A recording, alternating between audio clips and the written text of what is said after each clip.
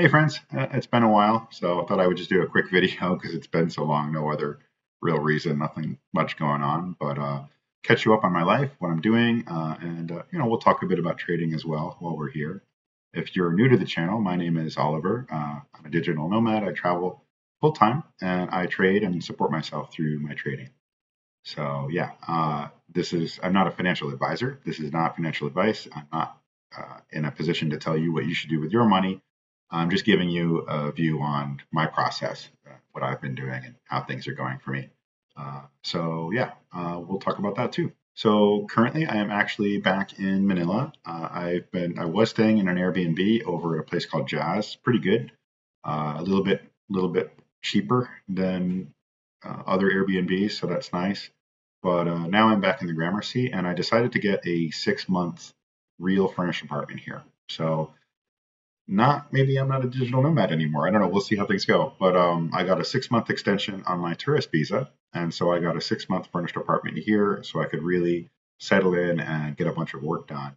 I will probably still do some short trips out somewhere like Palawan or Bohol or something like that, but it'll be more like this is my base, and some of my stuff can just stay here, and I don't have to bring it with me everywhere. So looking forward to that.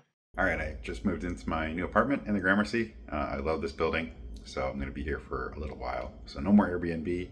Just stick around Manila while I get the long-term visa stuff sorted out. So that's where I was standing a second ago. That's where you come in, and then right as you come in, you've got the kitchen off to the right. Pretty decent sized fridge. You got a microwave, lots of counter space, a nice 2 burner stove here going on with a vent, hot water pot, little cabinet there, and then this is the main living area. So little dinette set up here.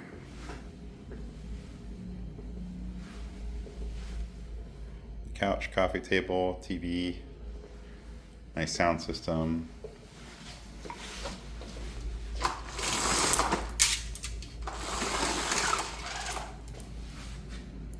So little mini balcony, pretty good view. It's Manila.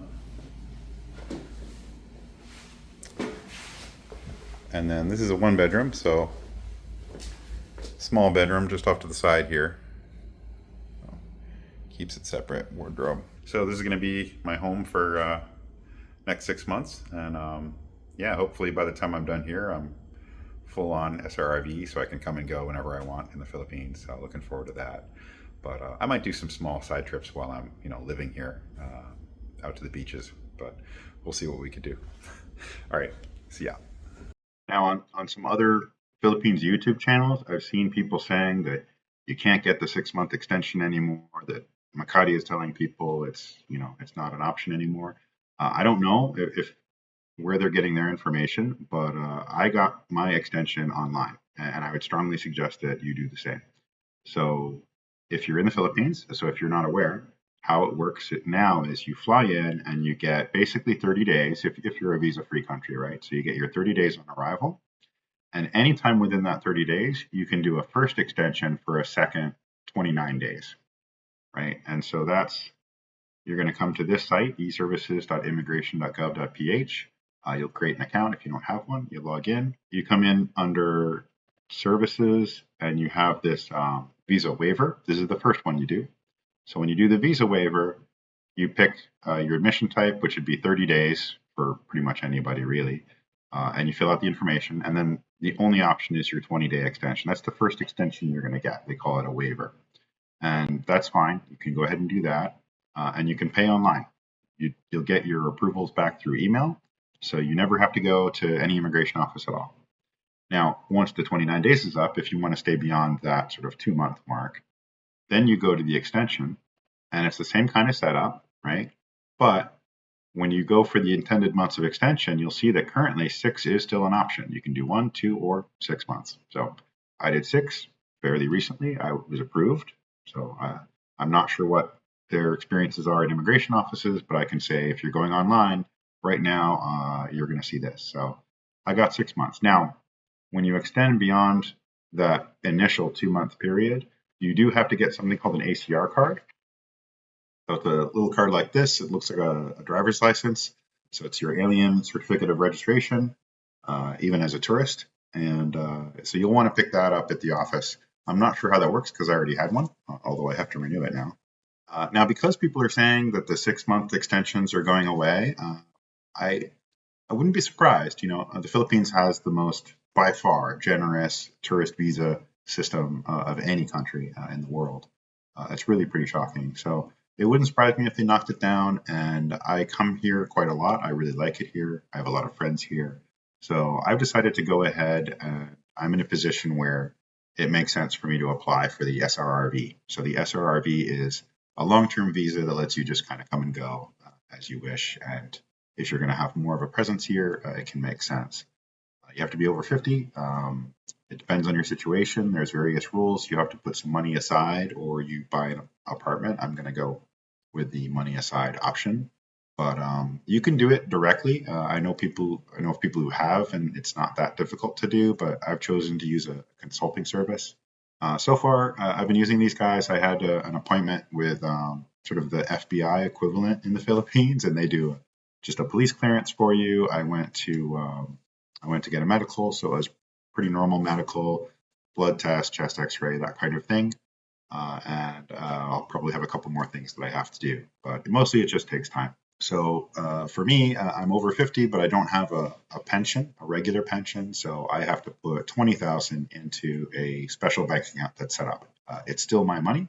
And when I choose to leave the Philippines, if I choose to cancel, if I choose to end the SRRV, that's when I get the money back. But as long as I want to maintain that SRRV, I pay some amount of money, like $300 a year, and I have to keep this 20,000 sitting in this account.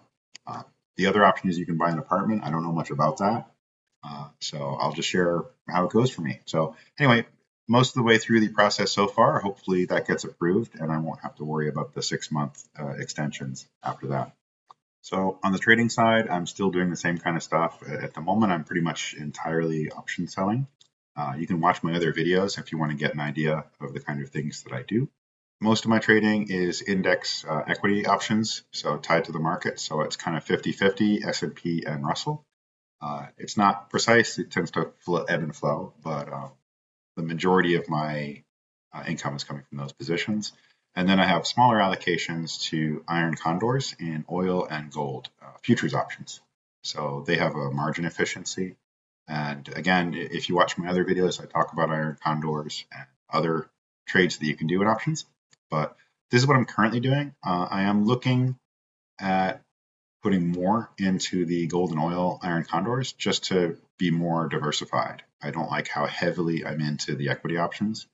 And I'm also considering layering back in more swing trades, kind of like stuff I've shown on this channel on the long side, but also maybe short side, maybe some VXX trading, although that's kind of options adjacent. The Russell and S&P trades are both delta neutral. The Russell meaning I'm not taking a long or a short bet. I'm just selling options and trying to stay neutral for the market, right? So big moves up or down in the market hurt me.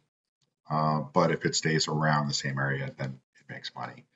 The Russell trade is still the rhino, the way I've described it in an earlier video. The S&P is also a broken wing butterfly. It uses portfolio margin, and that one's proprietary. I learned it from another trader, so I can't really share it. But I could have just done an S&P rhino, to be honest. That'd be fine too. But I like doing something different. I'm considering migrating off of the rhino to something a little different of my own creation, but it would still be broken wing butterfly kind of setup. So if I try that out, I'll share it with you guys when I get there. But yeah, so the trading's been just kind of same old. Anyway, that's what's going on with me. I'll keep you posted on the residency visa and how that goes. And if I change the way I'm doing, like the rhino trade or that kind of thing, we'll certainly talk about that here. So that's pretty much it for my life update. If you wanna follow me and see how it goes with the visa process and residency, or if you want to see how I change up the trading and add in some of these swing trades and maybe a new Russell broken wing butterfly, hit subscribe, like if you liked it, and I will see you in the next one. Ciao.